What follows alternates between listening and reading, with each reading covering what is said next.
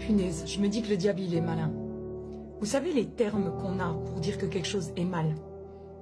Il est malin. Il est en train de changer leur terminaison afin que les gens puissent plus facilement accepter le péché et quelque part enlever dans leur conscience l'alerte que c'est mal. La Bible, elle dit que le bien sera appelé mal et le mal sera assez bien. Je vous donne un exemple. Bientôt, vous entendrez dire que c'est pas de la pédophilie, mais c'est une attirance. Vous me dites que c'est gros? Ouais, mais regardez, par exemple, aujourd'hui, au lieu de dire que c'est de la tromperie, on appelle ça du libertinage. Au lieu d'appeler quelque chose une secte, on dit que c'est juste une association ou un club. Et vous verrez que quand on va se mettre à dénoncer le mal, comme par hasard, les haineux, ce sera nous, les intolérants.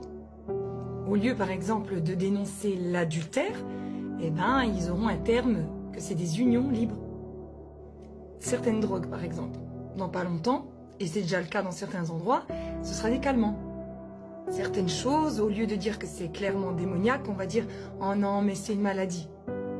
Quand vous voudrez élever vos enfants et puis amener une certaine discipline, ce qui est normal, eh ben, on va appeler ça de la maltraitance. Il y a des choses où au lieu d'appeler ça une maladie mentale, on va appeler ça « Oh, ben, c'est une liberté de penser ».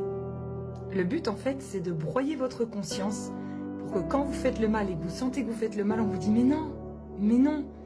Et donc, du coup, tu crées une génération de gens complètement paumés. Mais s'ils sont paumés, le diable y gagne parce que c'est le chaos. Et vous savez, en plus, ce qui est à mon sens le plus culotté, c'est qu'au nom de la liberté de penser, ils censurent les chrétiens. C'est marrant ça, hein?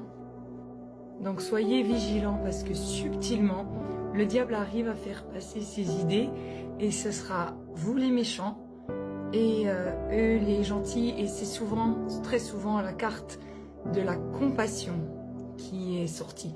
Parce que si tu viens avec un certain humanisme et une certaine pseudo-compassion, eh ben, tu passes pour le gentil.